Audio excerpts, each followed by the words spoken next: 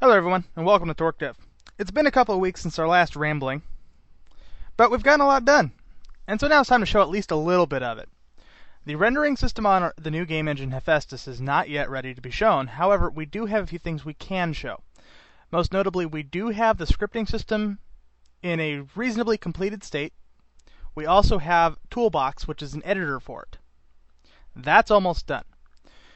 Currently, my main project right now is to get the rendering engine done, and AlphaCat, which is the other developer on the engine, is working on the input engine. We're hoping to have those both done by the end of the week. Next week, that is. If that happens, then we can actually start showing some moving examples in OpenGL and a few other things. You'll actually see sprites on the screen, moving around, dancing, whatever we want them to do. So, the first thing I wanted to go over today is I actually wanted to show off one of the editors that we're working with.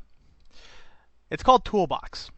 It's written entirely in Python and designed to be as modular as possible. We can add any feature we want at any time, including the user. This is not necessarily going to be released with the engine, but we're thinking about it. This editor has a lot of very unique features.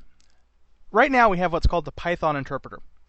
That's incredibly useful for a few things. As you're adding features to the editor itself, you can now call them directly through the interpreter. Eventually, that is going to be replaced or added on with a Lua interpreter that works directly with the game engine. So you should be able to edit the game engine and its content in real time.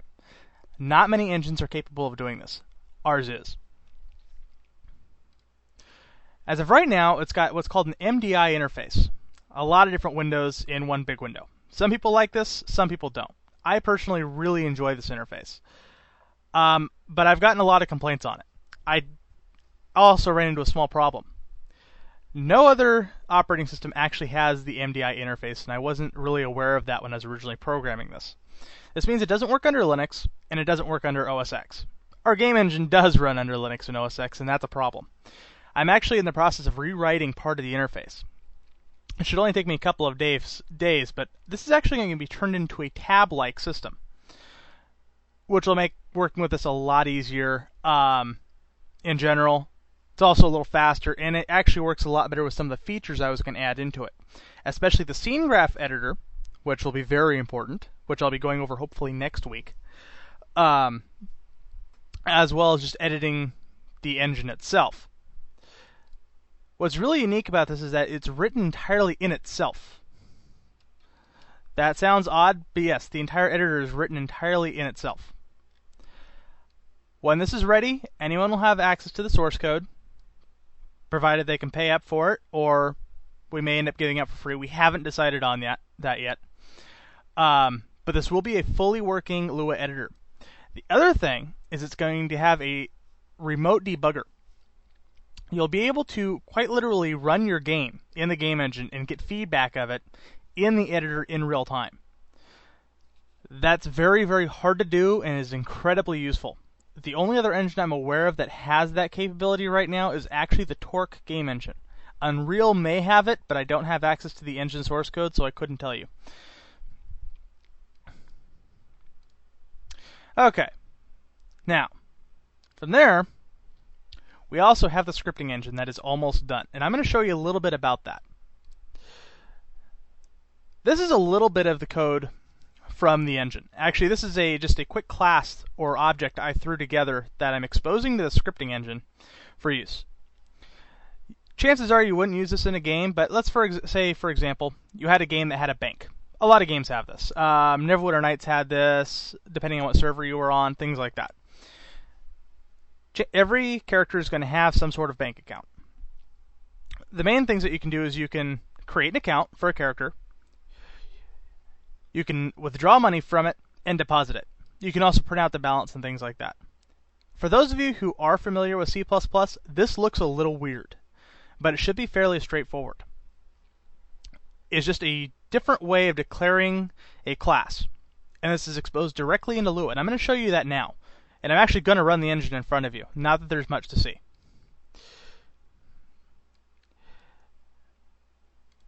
Right now, if you were to run the engine, nothing happens.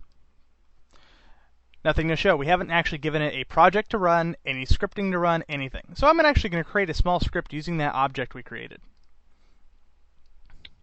Okay. By the way, this is a small editor called Skite.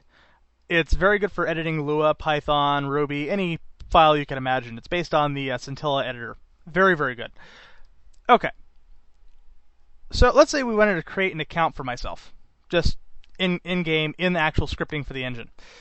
We'll just call my character Pyro, since most people know me by that and call me by that anyway. First thing we're going to do is we're actually going to create an account for it.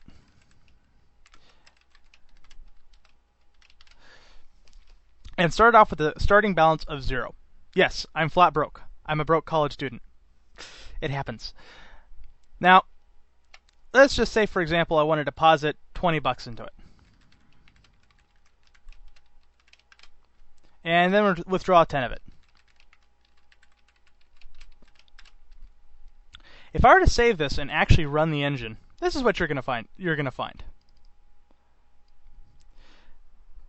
That's the interface between Lua and C++. While it doesn't look very exciting right now, the amount of work that went into actually getting this working and the payoff you will have in the end is astronomical. You'll never have to touch C++ code, and this is a lot simpler to work with. All your sprites, all your maps, all your data, everything will be interfaced directly through Lua. And it'll make your development time a lot shorter as well. That's a really big deal. The fact that you also be able to use this in the editor and debug in real time with the engine, that is going to help your development so much it's unbelievable. That's our main goal with this. We're going for very quick and rapid development with an engine that's capable of doing just about anything you can imagine. Hopefully we'll actually be able to show some of this next week. We have a lot left to go on the engine. We've actually only gotten done mostly is the rendering engine, the input engine, the error system, and the scripting system. On top of that, we actually have to write the game engine itself, and that has to do with the scene graph, dealing with all your graphics in game, all that fun stuff. Physics is a big deal as well. That has not been implemented at all, and it will be. While I keep saying that it will come out very soon, we're actually looking at a release date of perhaps 2 months. I'm going to say probably the earliest. 2 months. This should be done by October, at least within reason. A first release will be October. There will be many bugs and a lot of bug testing. We also have a game that we're working on called The Ballad of Barrel Bob, The Adventures of Moonshine Hill. Be looking out for that because I will be showing that off during our development. It's probably one of the funniest things you've ever seen. That should cover it for this little rambling session, and I'll see you next week.